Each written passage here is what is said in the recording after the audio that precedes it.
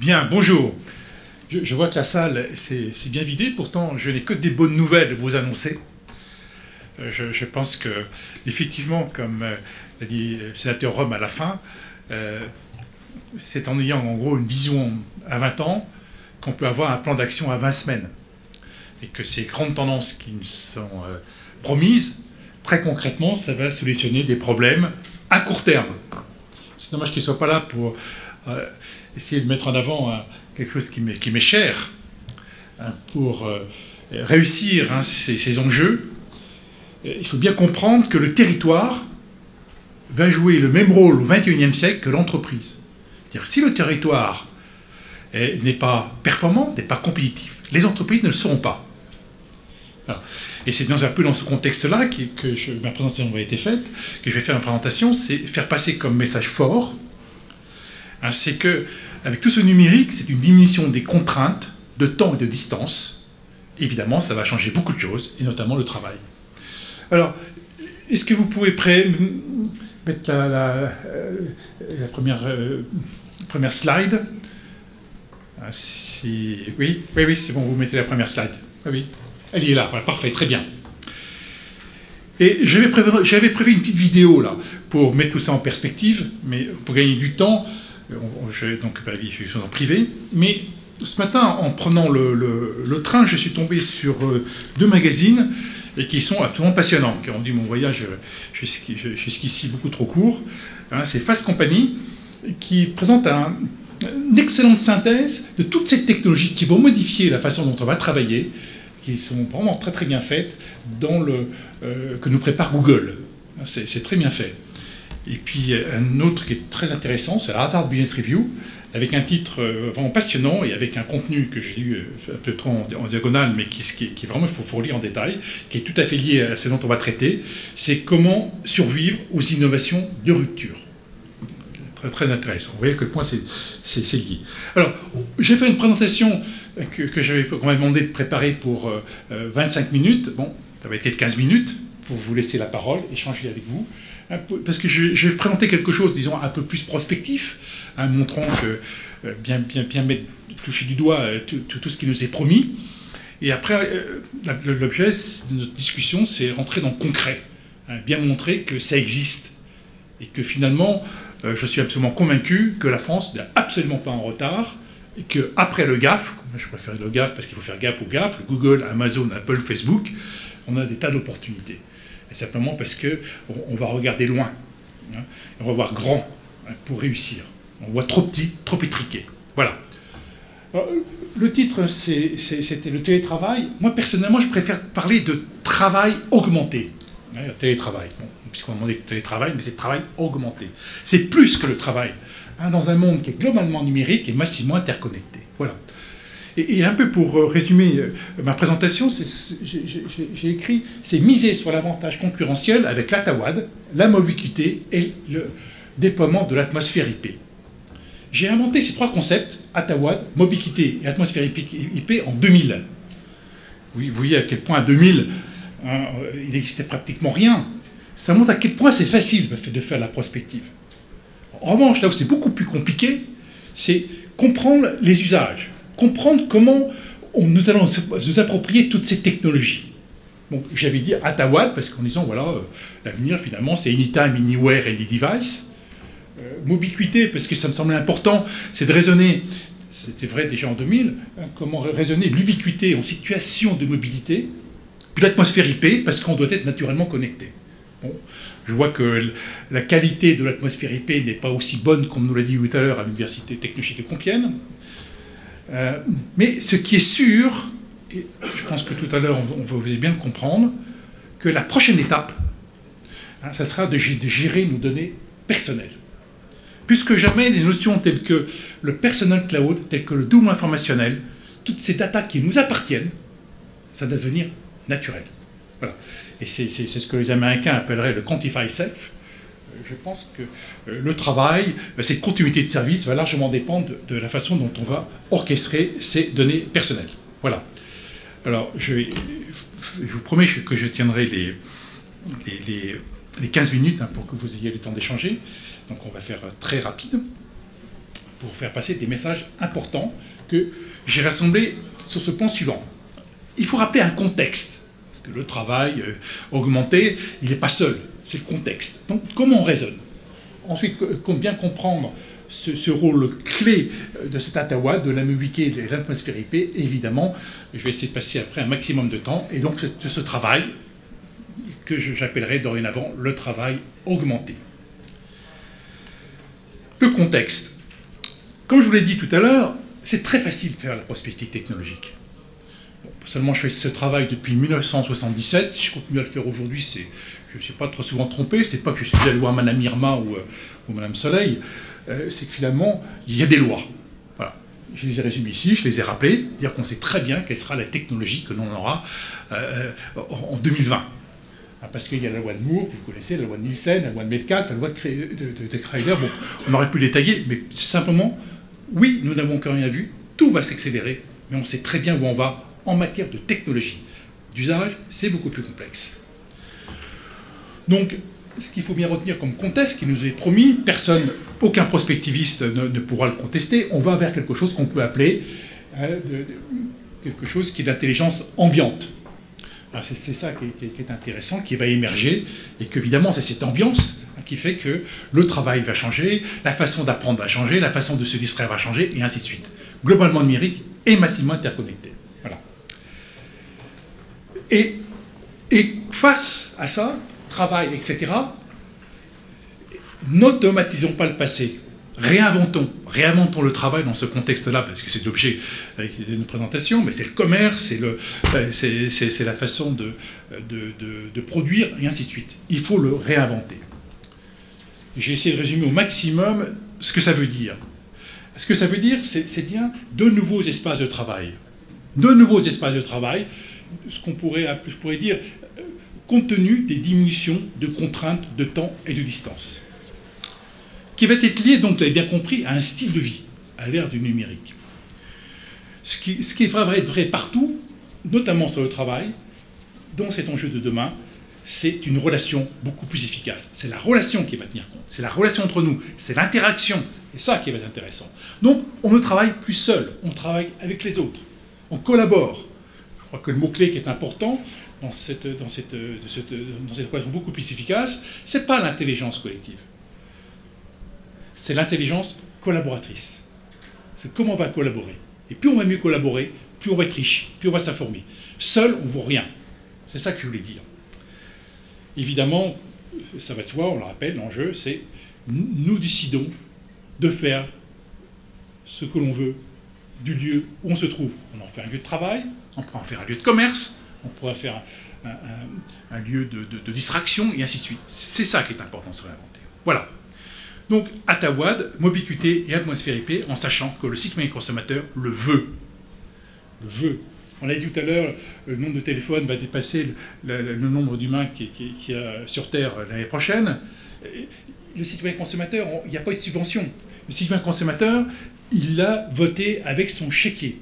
Donc, le citoyen consommateur, il veut cette collectivité. Il la paye. Il veut une certaine forme de personnalisation et d'interaction. Qu'est-ce que ça va avoir de concret, cette ATAWAD, Mobiquité et Atmosphère IP? Comment il faut réfléchir? Ce qui va être le plus grand enjeu, c'est le temps. Le temps, le travail, temps. Hier, nous nous levons, encore aujourd'hui, on va se laver, on mange, après on est piéton, on va travailler donc, au commerce, etc. C'est une succession de temps privé, de temps contraint, de temps professionnel, et ainsi de suite. Le travail, évidemment, vous avez compris, il va être partout, parce qu'il va y avoir cette interpénétration du temps. Et c'est difficile de dire qu'il y a le temps qui est réservé simplement derrière des locaux qu'on appelle les bureaux ou usines. Non! Interpénétration du temps. Donc, interpénétration du temps entre ces temps privés, ces temps professionnels et ces temps contraints, qu'il va falloir valoriser. Et donc, ce qui est stratégique, la rupture majeure, pour bien comprendre ce qui arrive, c'est que le contact en toute heure, en tout lieu, devient possible et stratégique. Oui, l'entreprise, on va le voir après, elle est à frontières floues. Elle est partout. On va le voir, le client fait partie de l'entreprise, au même titre que l'individu. Et donc, ce rapport au temps, et à l'espace est bouleversé. Ce que j'ai écrit, personne ne pourra le contester, lié au travail. Les mots-clés, c'est bien dématérialisation, c'est virtuellement présent, c'est bien du temps réel, hein, sans perdre la qualité du face-à-face, et bien entendu, cette notion ubiquitaire. Comme le temps est compté et que je dois gagner 10 minutes, je ne vais pas passer plus de temps sur cet aspect-là. On va simplement le matérialiser.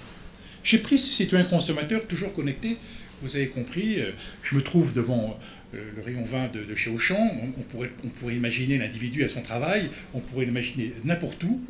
Ce qui est intéressant, c'est que c'est lui qui va décider l'endroit où il est, et il se trouve qu'en face des bouteilles, ça peut être son bureau, ça peut être sa maison. C'est plus simplement connecté dans le mur, derrière le mur, ils sont là où il est connecté. Et tout d'un coup, ce temps, il peut le consacrer. Je compare aux offres du produit, je consulte mes proches, je négocie, ou des temps privés, je règle la température de mon salon, je vérifie, et ainsi de suite. C'est ça qui est intéressant, c'est cette notion de anytime, anywhere, any device, d'ubiquité en situation de mobilité, et évidemment du déploiement de cette atmosphère IP. Voilà. Donc la façon dont il faut raisonner, le travail, ou n'importe où, c'est évidemment valoriser ce qui est rare et illimité, ça sera de plus en plus de conforter ce qui est fragile, mais surtout faciliter ce qui est complexe. Je vais gagner encore du temps, donc je vous laisse le découvrir, vous ne contesterez pas, mais tous les mots que j'ai mis à droite sont essentiels pour comprendre ce qui va arriver à nous, humains, augmentés dans ce monde-là. Pareil, là je vais gagner du temps parce que vous êtes tous des experts et vous voyez à quoi je fais allusion. Pour que ça fonctionne, donc il faut un certain nombre de réflexes pour créer la valeur. Mais c'est surtout ça qui est important. Peu importe l'humain, peu importe comment on le définit, en numéro 1, l'humain va être de plus en plus important demain par sa capacité à avoir des émotions. C'est ça qu'il va falloir partout, avec ces technologies. L'humain va être... C'est pas centré humain, c'est que l'humain est au cœur, est au centre. Il y a des émotions. Et qu'il va falloir, par ces technologies, ce numérique, comment entretenir ces relations. L'objectif, plus que jamais demain, c'est de créer la confiance, non pas par des solutions technologiques, mais de créer la confiance par des relations, par une succession de relations, d'échanges, de partage. Et donc, c'est comme ça que plus on se connaît, plus il y aura la confiance. C'est ça que je veux dire. Et plus on aura confiance, ce que j'ai marqué après est fondamental pour bien comprendre ce qui arrive. On va être de plus en plus dépendant, bien ou pas bien, qu'il va falloir favoriser. Plus on va être dépendant, la chute par rapport à tout ce qu'on connaît en termes de productivité, c'est l'anticipation. Notre capacité à gérer le risque, savoir ce qui va se passer demain. On ne travaille plus, on s'informe, ou on se forme, on anticipe. C'est la formation en juste à temps. C'est ça le travail augmenté. C'est le en juste à temps. Parce qu'on est capable d'anticiper de ce dont on va avoir besoin de nous demain. Dans ce contexte-là, le mot chômage n'existe plus. Il est à proscrire. On n'est pas chômeur, on est en formation. C'est dans cet esprit-là qu'il va falloir faire. Et pour ça, il va falloir pas raisonner le mot augmenter, mais ça va être au contraire simplifié. Collaborer. Ne pas tout faire. Avec qui je vais travailler? Avec qui je vais faire la meilleure équipe de football? Et c'est ça qui est intéressant de bien voir. Donc, partenariat. Alors, je regarde pour bien tenir Donc, les conséquences sur le travail. Les conséquences, c'est d'abord un autre mode de travail, compte tenu de ce que j'ai dit avant. Donc, il y a le avant. Encore, quand j'ai marqué aujourd'hui, c'est pas encore tout à fait vrai, mais on va dire c'est la tendance. Donc, le concept de travail, dans ce monde globalement numérique, est massivement interconnecté. Il passe de routinier en un lieu, en équipe structurée tout à l'heure, en équipe ad hoc, projet mélange d'entreprises et personnes externes. Le temps de travail, c'est plus la présence, il est compris en un seul lieu, c'est opportuniste, lieu de travail étendu. L'organisation, il n'est plus basé sur le consensus centralisé, matriciel, il est de décision individuelle, interdépendance globale, principe de priorité, contrôle, reporting. Bon, ça c'est ma créativité, c'est comme ça que je l'ai conceptualisé aussi à ma façon. Je ne suis pas un expert des ressources humaines, mais en tous les cas, je suis certain que ce que j'ai marqué à droite, c'est bien les mots-clés qu'il faut retenir pour comprendre ce que ça veut dire, ce travail augmenté. Et donc, là-dedans, ce télétravail, ce travail augmenté, je vais gagner du temps en me limitant à faire ressortir quelques concepts clés. Donc il est plus,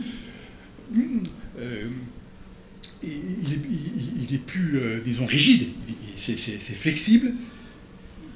Les gains de productivité vont se faire de plus en plus sur notre capacité à interagir, à collaborer, et donc va se créer de plus en plus un mot plus important qui va y avoir ressortir tout ça, c'est la confiance, c'est la sécurité, et ça va être tout ça. Voilà. Alors, je vais passer là-dessus. Pour revenir à quelques précisions sur ce que j'ai annoncé au départ, ATAWAD, Mobiquité, atmosphère IP. Atmosphère IP, ça voudra dire, d'une certaine façon, on est toujours connecté au mieux. On n'a pas toujours besoin de très haut débit, on n'a pas besoin de moyen débit, on a besoin du « et ». C'est ça l'atmosphère IP, la bonne atmosphère IP, celle qu'on n'a pas ici.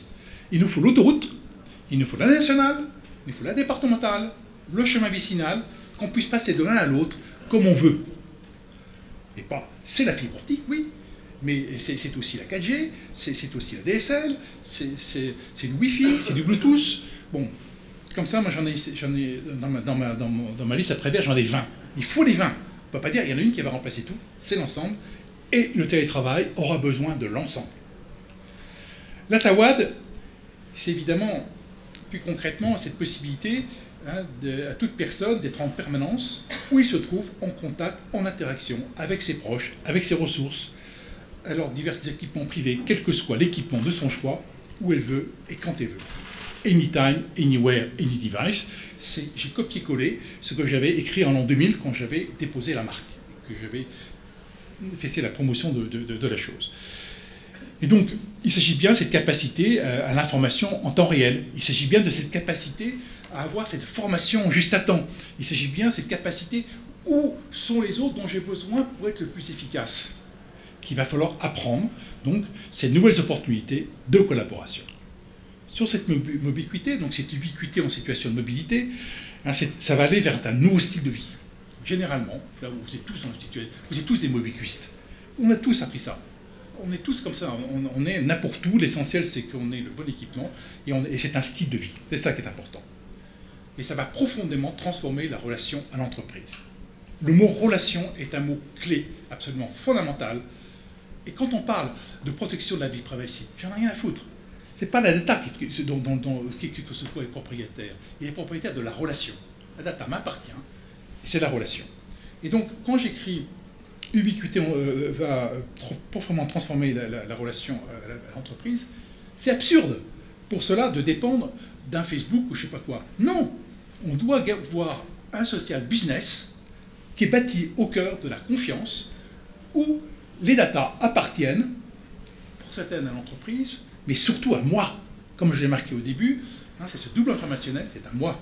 En revanche, intéressant, c'est répondre à la question comment on va créer ce social business pour mettre en avant tout ce qui va être créé, tout ce qui va permettre de créer de la valeur autour de la relation. Et ce que j'affirme, bâti comme ça, les employés vont exiger de bénéficier de cette ubiquité en situation de mobilité. Voilà la future organisation. Elle n'est plus pyramidale, elle est concentrique. C'est là qu'il faut voir le travail, opportuniste, etc. C'est dans cet esprit-là. Donc, une entreprise, évidemment, il y a des sédentaires, mais il y a le management, etc. Moi, personnellement, je travaille pour une vingtaine de grandes entreprises. J'ai l'impression que je travaille pour les 20 dans leur organigramme. Je suis totalement intégré dans leur business. Et je suis tout à fait capable de faire un mur entre ce que je partage avec l'une ou ce que je partage avec l'autre. C'est ça qui est dans ma vie de tous les jours. Évidemment, je me suis mis important dans les professionnels et experts qui sont, mais qui se partagent avec d'autres. Je vais tenir. Et pour en arriver à un concept absolument fondamental, si vous devez retenir une seule chose aujourd'hui, c'est ça. Il ne faut plus raisonner l'industrie comme hier, ce travail comme hier. Il faut raisonner 4.0. Ce schéma, il est porté par Mme Merkel. Ils ne sont pas mauvais en industrie. C'est dommage qu'ils soient inconnus en France. Parce que ce travail, il faut l'intégrer dans un tout. C'est dommage que M. Rome ne soit pas là pour l'entendre, parce que quand il dit collectivité, il a raison, mais il faut qu'il l'intègre là-dedans. C'est-à-dire qu'il faut que collaborent l'industrie, la mobilité, la cité, etc. C'est cet ensemble qu'il faut qu'ils voient. S'ils ne voient pas cet ensemble, on va se planter. Le plus important, c'est ce qu'en haut, à droite. C'est ce qui fait que Alstom a des problèmes. Pourquoi c'est pas Alstom qui rachète General Electric? Parce que General Electric, il l'a fait, ça. Il est à fond dessus. Et surtout, il est en train de travailler ce que j'ai marqué en haut à droite. Ça, c'est fondamental. Donc, la bonne équation, c'est les choses. C'est l'industrie Internet, mais c'est IT, information technologie, mais surtout OT. Les process. Et ces process métiers, c'est là où elle travaille. C'est le OT. C'est IT plus OT. C'est les process métiers. C'est là où le travail va être augmenté. C'est ça celui qu'il va falloir travailler. Donc là, j'ai repris ces mots-clés, et donc j'ai tenu dans les délais, parce que je voulais finir ce travail, et cette introduction, en vous conseillant vivement de regarder cette étude de la Caisse des dépôts, qui répond à la question « Et alors ?» comment ça se mesure?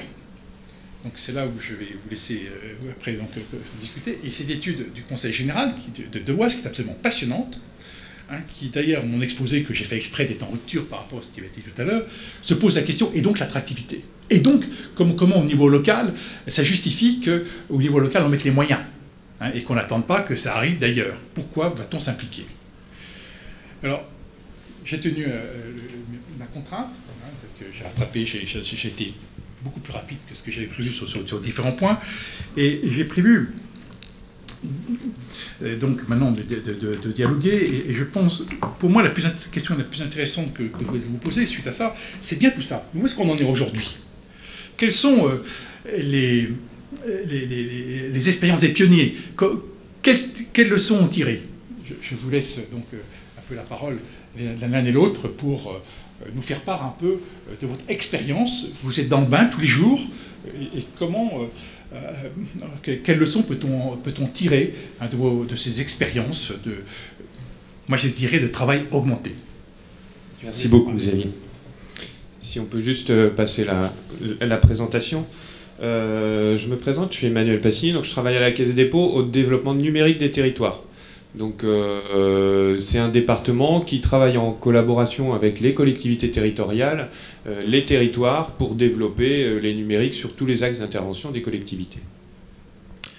L'étude que je vais vous présenter rapidement aujourd'hui a été réalisée en partenariat avec la Caisse des dépôts et l'École nationale supérieure de Cachan.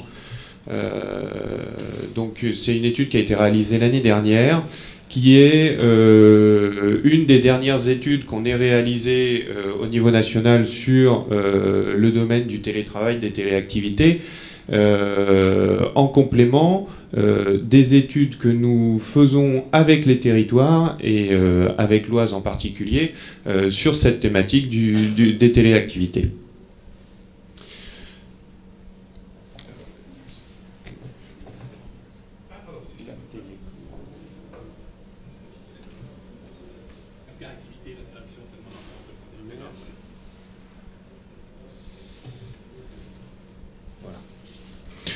Donc très rapidement, je ne voudrais pas faire fuir les quelques personnes qui ont eu le courage de rester.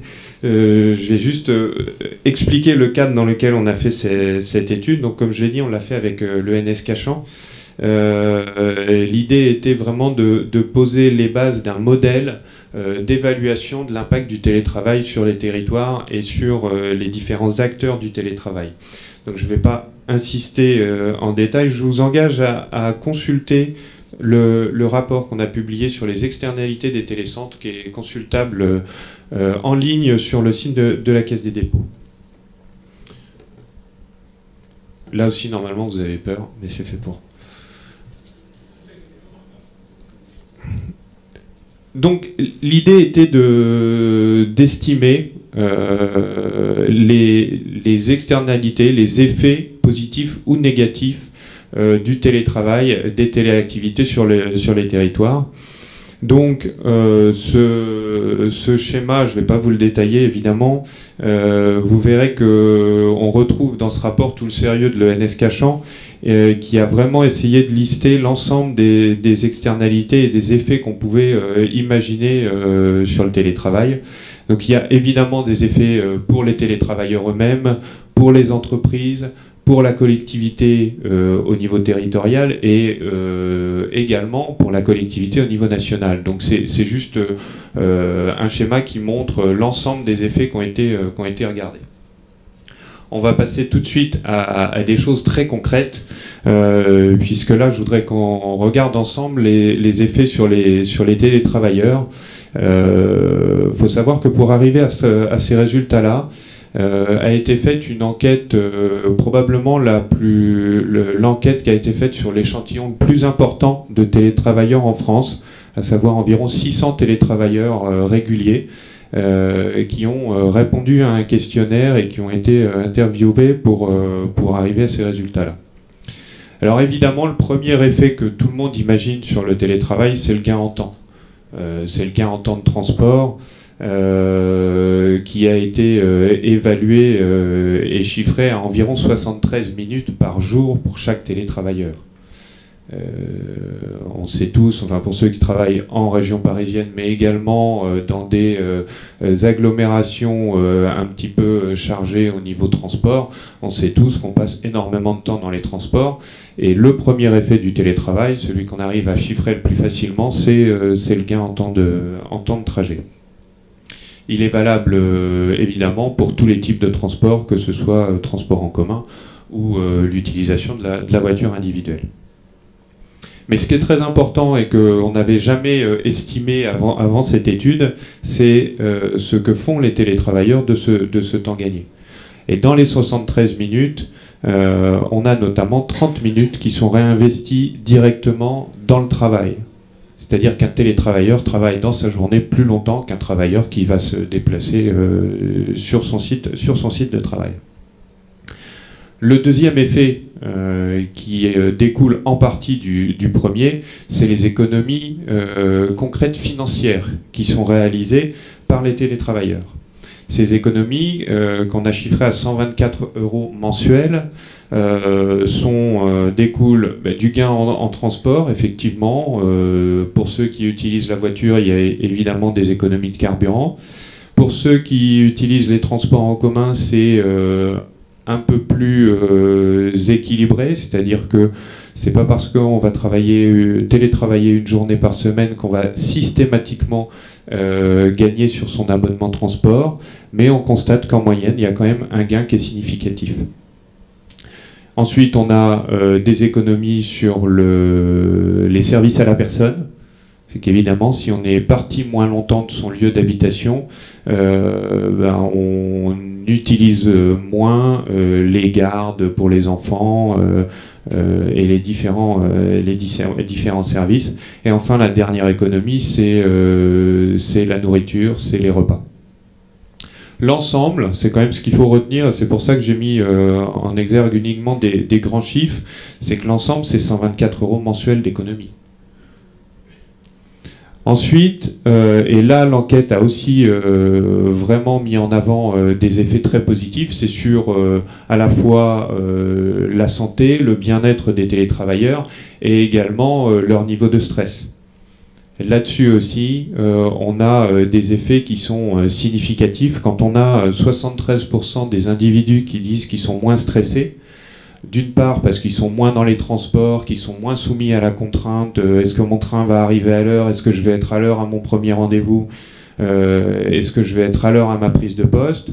D'autre part, il y a une plus grande capacité de concentration pendant le télétravail, c'est-à-dire que, et là aussi c'est un élément que l'étude met en avant de façon très forte, le télétravail permet de faire des tâches qu'on a certaines difficultés parfois à réaliser au bureau, soit parce qu'on travaille au bureau sur des open space qui ne sont pas forcément les meilleurs moyens d'avoir un niveau de concentration important quand on veut lire un document, quand on veut se pencher sur un sujet.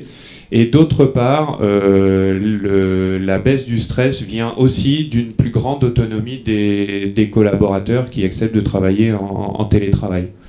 Donc une plus grande autonomie, une plus grande prise de responsabilité et donc un stress de la hiérarchie parfois moins important. Alors là aussi, le but n'est pas de montrer que tout est rose. On a aussi une proportion assez faible de télétravailleurs qui se considèrent plus stressés qu'avant. Mais là aussi, je pense que ça relève essentiellement de la formation et de l'accompagnement des télétravailleurs pour qu'ils ne se sentent pas perdus parce qu'ils sont seuls à leur domicile, en l'occurrence aujourd'hui, ou demain dans un cadre d'un télécentre adapté. Les autres effets, évidemment, c'est sur les entreprises. Là aussi, on constate que les motivations des entreprises ne sont pas forcément immédiatement celles qu'on aurait imaginées. Souvent, quand on parle de télétravail, on parle de gains en surface immobilière. Ben, c'est pas ça le premier critère de choix d'une entreprise. Parmi les 3 premiers critères de choix, il y a les meilleures conditions de travail pour les travailleurs, la volonté de permettre aux salariés de mieux articuler leur vie professionnelle et leur vie sociale. Et enfin, aussi, c'est un motif qui revient assez souvent, c'est lors de réorganisation géographique, de déménagement d'un siège social, on en parlait ce matin, d'une réorganisation qui permet à l'entreprise de garder ses ressources, de garder les compétences, tout en n'obligeant pas tous les salariés à déménager sur le lieu du nouveau siège. Donc ça aussi, c'est un motif qui revient assez souvent. Et ensuite, sur les effets constatés au sein de l'entreprise, le premier effet, celui qui moi personnellement m'a le plus étonné, c'est l'impact sur l'absentéisme. Il faut savoir qu'aujourd'hui en France, l'absentéisme moyen, c'est environ 16 jours par an. Et l'impact du télétravail, c'est une réduction de 5,5 jours d'absentéisme par an. C'est-à-dire qu'on diminue d'un tiers le niveau d'absentéisme sur une année au niveau national. Personnellement, c'est un des chiffres qui m'a le plus étonné et que je trouve le plus significatif. Au-delà de ça, je le disais tout à l'heure, le télétravail permet d'avoir une meilleure D'accord, je vais aller vite. Permet d'avoir une meilleure concentration et donc d'augmenter la production. L'augmentation de cette production, elle est évidemment liée à l'absentéisme. Quand on est là 5 jours de plus, évidemment, on produit plus. Il y a également le temps de transport, dont j'ai parlé tout à l'heure, qui était réinvesti en partie dans le travail. Et puis, il y a une augmentation de la productivité. C'est-à-dire que les gens sont plus productifs en télétravail que sur leur lieu de travail. Ils sont moins dérangés, ils sont plus concentrés, etc., etc.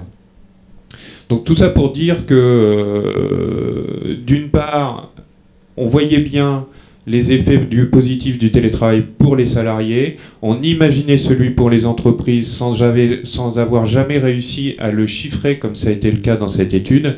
Et je pense que c'est un des apports principaux de cette étude, de mettre des chiffres sur des concepts qui avaient été imaginés, pressentis. On avait l'impression que c'était des effets positifs, mais là on met des chiffres dessus, et c'est tout l'apport de cette étude. Je terminerai, puisque je ne vais pas aller beaucoup plus loin, je terminerai sur l'impact pour les collectivités.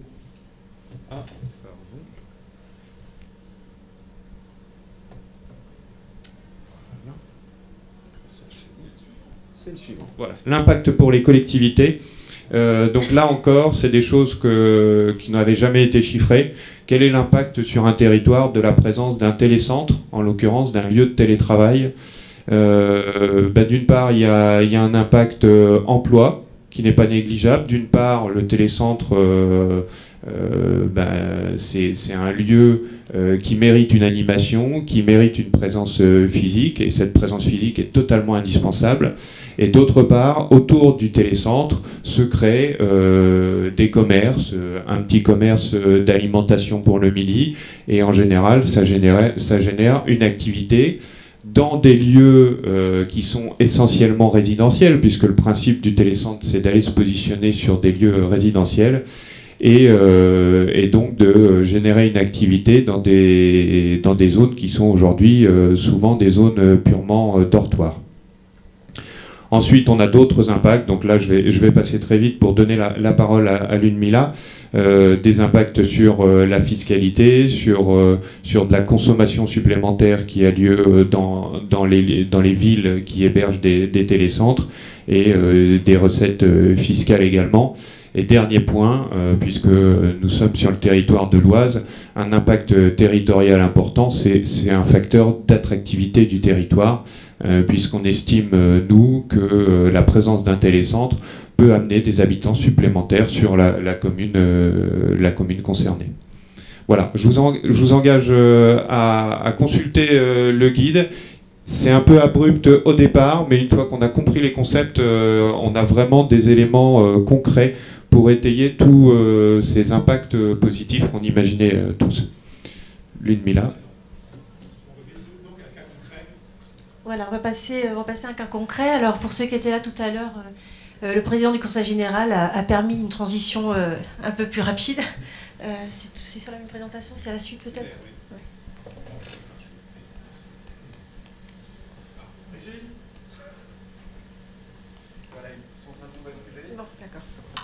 Bon, je peux déjà commencer, donc on va partir, je vais vous présenter, je vais me présenter, donc Ludmila Schaaf, je suis directrice du développement des territoires au Conseil général de l'Oise. Je vais vous présenter ce matin un cas concret, qui est le cas de notre département, sachant que je vous livre un peu en avant-première aujourd'hui les quelques premières conclusions d'une étude qui est menée actuellement en collaboration avec justement la Caisse des dépôts et consignations, qui est cofinancée donc par la Caisse des dépôts ainsi que par l'Europe. Toujours pas.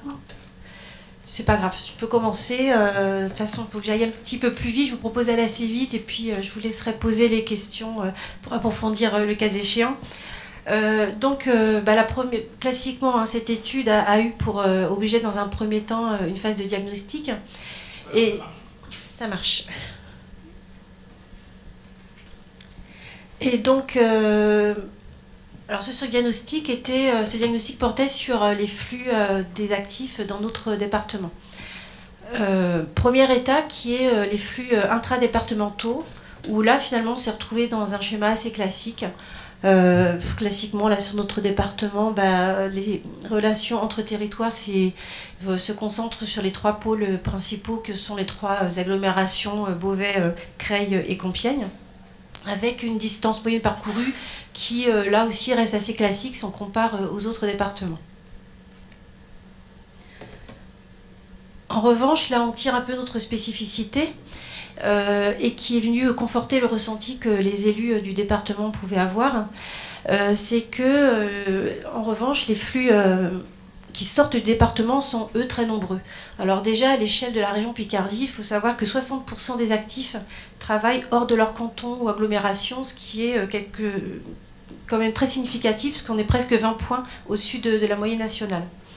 Et si je fais un zoom spécifique sur le département de l'Oise, vous voyez qu'il y a plus de 90 000 actifs par jour, donc quand même un quart des actifs du département qui sortent du département pour aller travailler. Alors les flèches que vous pouvez voir sur cette carte vous montrent les principaux flux.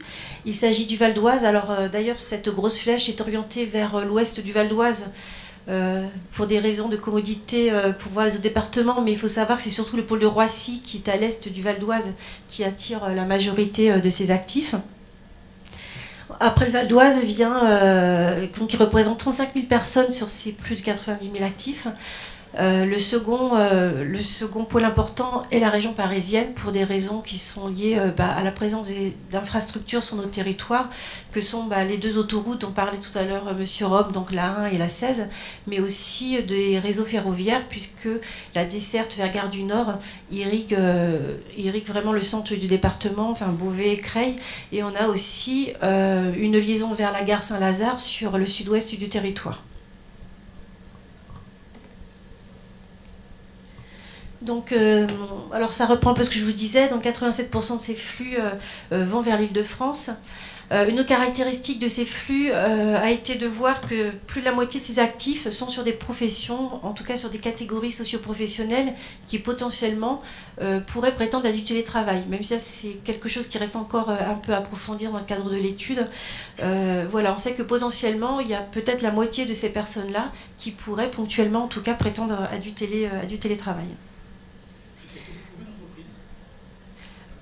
Elles sont pas encore... j'ai pas le chiffre exact sur moi.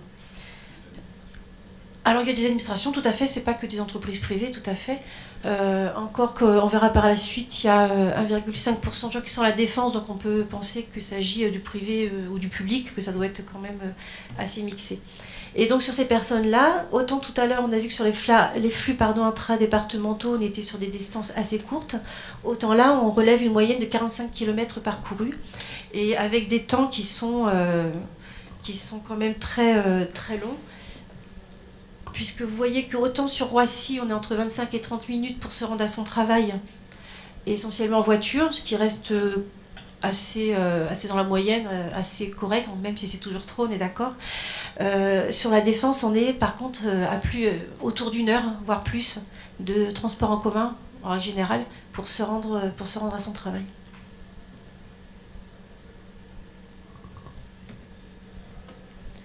Donc, au vu des conclusions, je ne reviens pas dessus, mais des flux qui sont importants en sortie de département. Quand on voit aussi, les gens parlent aussi, c'est-à-dire que la force aussi du Conseil général, c'est d'être sur les territoires, c'est d'avoir aussi des travailleurs sociaux, des gens, des routes qui sont sur le territoire, on entend les gens, on entend les ressentis.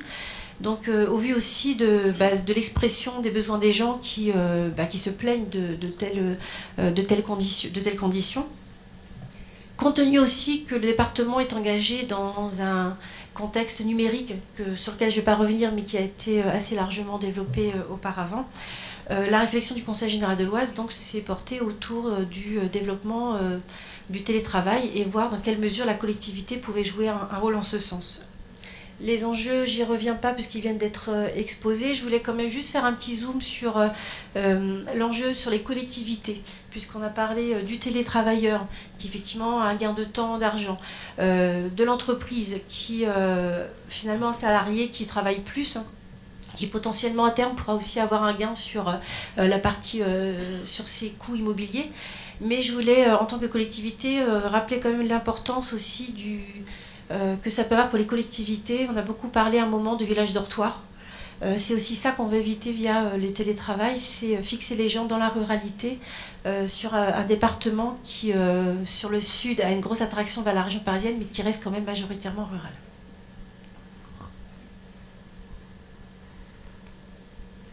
Je vais passer vite parce qu'on n'a plus trop de temps, mais globalement sur la carte, donc l'étude qui a été menée d'ailleurs, je ne vous ai pas dit, mais par LBMG Work Labs en groupement avec IDAT, il y a eu un premier recensement des tiers-lieux existants.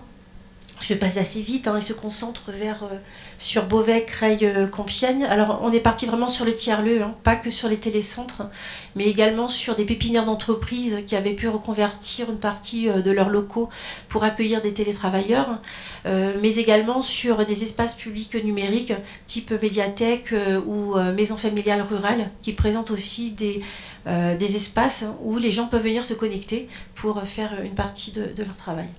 Ce qu'il faut retenir, je reviendrai sur les chiffres précis si vous le souhaitez, mais ce qu'il faut retenir, c'est qu'à court terme,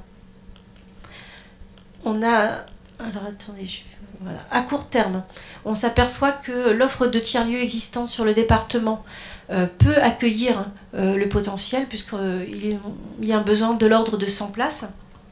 En revanche, à long terme, on s'aperçoit qu'on risque d'être dans un manque de places et que si la prospective que l'on sent poindre en ce moment se réalise, on risque d'être à court de place sur les 5-6 années qui viennent.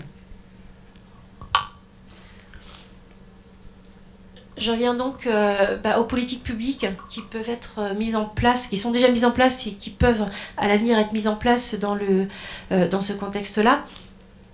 Je rappelle l'engagement du Conseil général de longue date sur la mobilité.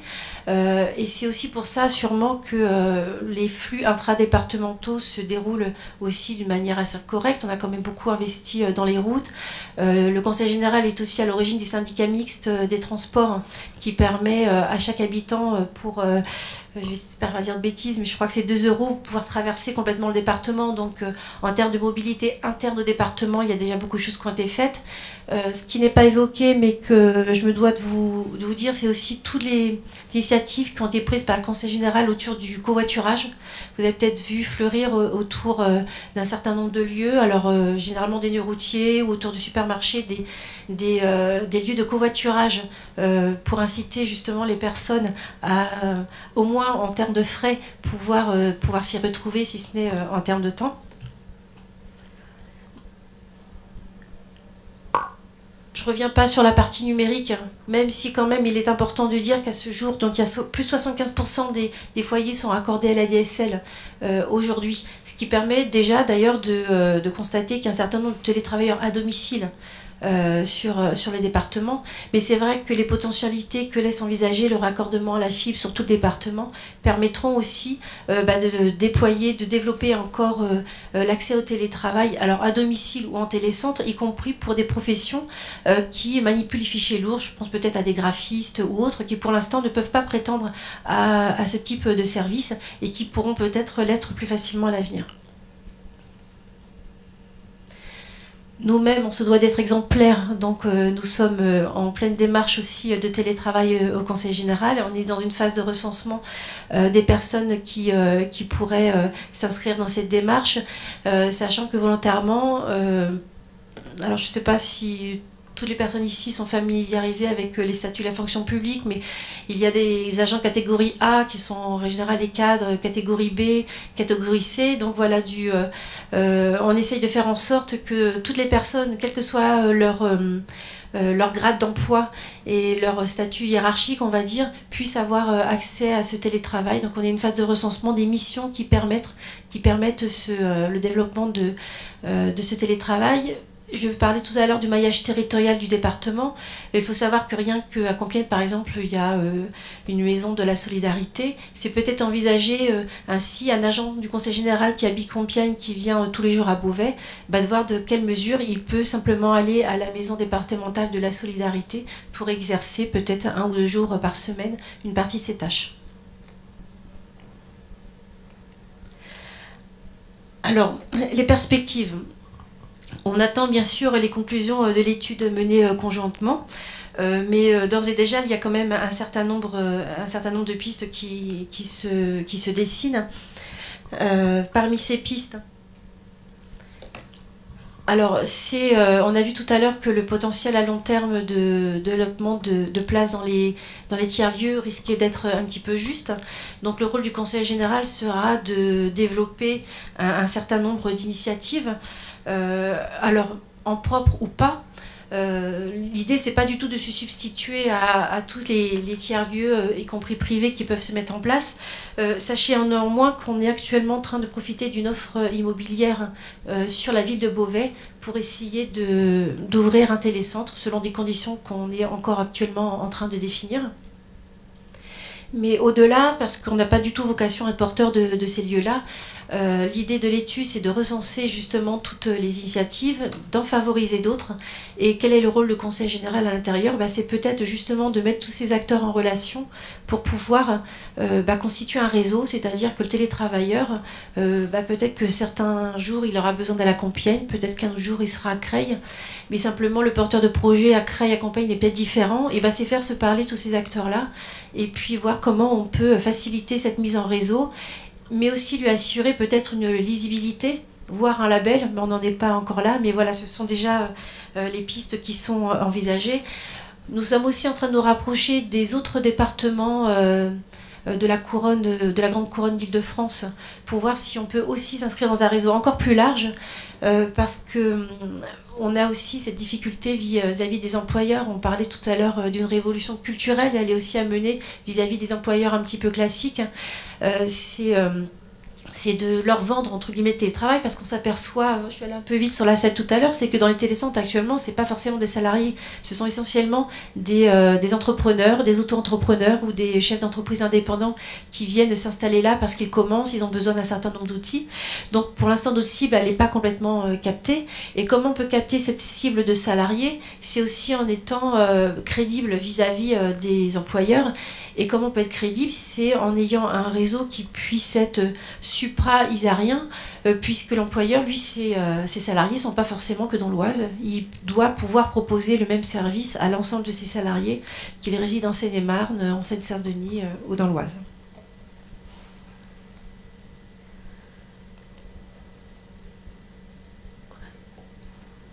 Voilà pour les principales pistes envisagées. Elle est un petit peu vite sur certains points, mais je reste à vos dispositions pour répondre à vos questions.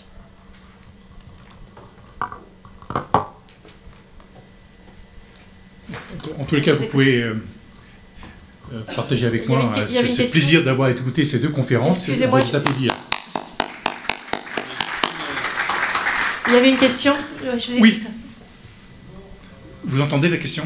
Faut un micro? Pour l'instant, oui. Ça va? Ouais. Une étude américaine vient de sortir sur le télétravail, sur les perspectives de développement des industries digitales et des réseaux. Il s'avère que ça crée une confusion dans la refonte de la symbolique de l'entreprise comme étant un élément qui permet de créer un statut social et aussi un rapport à la hiérarchie dans les cultures d'entreprise même. Au sein de notre étude, avez-vous porté une attention particulière au sein de la place de l'entreprise, aussi bien dans l'individu qu'en culturel, un cadre structuré et hiérarchique, c'est surtout par rapport à la hiérarchie, afin de se retrouver en autonomie complète avec cette entreprise? Et est-ce que dans votre étude, vous avez abordé ce type d'évolution en fait, culturelle et individuelle? Non, on ne l'a pas encore abordé. Cependant, on a fait aussi appel au cabinet d'études LBMG WorkLabs parce qu'eux-mêmes sont engagés auprès d'un certain nombre d'entreprises sur justement ces révolutions qui attendent le monde de l'entreprise vis-à-vis de ces nouveaux outils. Donc même si ce n'est pas précisément un axe de l'étude, c'est vrai qu'on s'appuie sur eux pour pouvoir justement appréhender et sensibiliser les entreprises à toutes ces révolutions à venir. Juste pour compléter la réponse, c'est évidemment des choses qu'on a étudiées, non pas dans cette étude-là, mais dans des études précédentes. On en est arrivé au constat qu'effectivement, il peut y avoir des effets négatifs du télétravail, et en particulier du télétravail à domicile, des effets désocialisants, des effets de perte de repères vis-à-vis de la culture de l'entreprise. C'est pour cette raison qu'on arrive à deux pistes de réflexion. D'une part, qu'il faut développer les centres de télétravail pour permettre aux travailleurs d'avoir une vie sociale professionnelle, même si ce n'est pas avec les collaborateurs de leur propre entreprise, mais ils ont une vie sociale avec les collaborateurs d'autres entreprises autour d'eux. Et d'autre part, que le télétravail peut pas correspondre à 100% du temps de travail, qu'il y a un curseur à placer qui se situe dans l'étude sur les externalités. On est parti sur un jour et demi en moyenne, donc c'est 1 ou 2 jours par semaine, pour justement ne pas perdre les repères avec ses collaborateurs, avec les autres salariés de l'entreprise et avec la culture de l'entreprise qui est un point essentiel. Puis finalement, alors, quels sont un peu les freins au développement de ce télétravail, comme je l'appelle dans le travail du travail augmenté? Qu'est-ce qui peut, à quoi faut-il faire particulièrement attention pour lever toutes ces inhibitions? Parce que le chiffre sur l'Oise, c'est impressionnant ce qu'on pourrait, ce que ça coûte de ne pas faire le télétravail pour m'exprimer de cette façon. Et les chiffres que vous avez marqués en avant, c'est tellement fabuleux là. Demain matin, on devrait foncer là-dessus là. Qu'est-ce qui bloque? Les freins, il y en a plusieurs évidemment. Celui qui est le plus immédiat, c'est qu'il n'y a pas d'offre de télécentre. En tout cas, jusqu'à il y a quelques semaines, il n'y avait pas d'offre de télécentre, si ce n'est des télécentres très ponctuels ou des sites de coworking, mais une vraie offre en réseau de télécentres dans des zones d'habitation, non pas dans les quartiers d'affaires, parce que ça, il y a effectivement une offre, mais dans des zones d'habitation, ça, il n'y avait pas d'offre. Et puis, le deuxième frein évident, c'est culturel.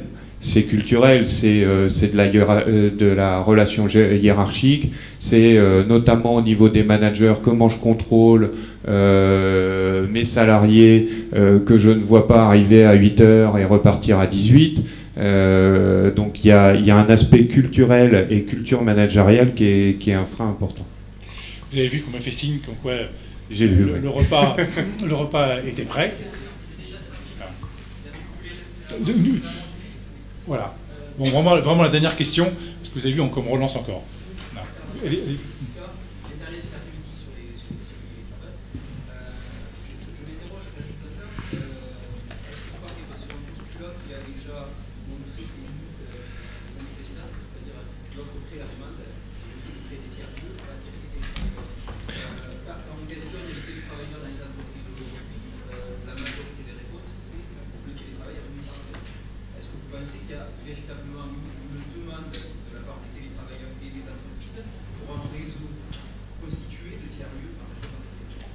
Alors, on n'est pas, pour nous, c'est pas un schéma offre ou demande. Il y a effectivement les deux. L'UNMIL a parlé d'activer les entreprises, parce qu'effectivement, il y a un travail à faire sur ce point-là. Nous, le simple constat qu'on a fait, c'est qu'aujourd'hui, en dehors du télétravail à domicile et de quelques initiatives locales, il n'y a pas une offre qui permettent de passer à une échelle, je dirais, industrielle du télétravail. Maintenant, ça va pas plus loin. Moi, je suis pas en train de dire que la seule création de télécentres partout en France va susciter la demande. Je dis juste qu'il faut qu'il y ait un panel de solutions possibles, que le télétravail à domicile répond à certains besoins, mais pas à tous, et que les réseaux de télécentres peuvent permettre de passer ce palier d'industrialisation du télétravail. On va peut-être s'arrêter là. Moi, personnellement, j'aurais quand même une forte recommandation. C'est que ces travaux qui ont été faits par vous méritent d'être largement connus. Donc, je compte sur vous pour justement les faire connaître, qu'elles soient largement diffusées, que ça permettra de mieux répondre à la question combien ça coûte, combien ça rapporte. Voilà, merci beaucoup. Merci.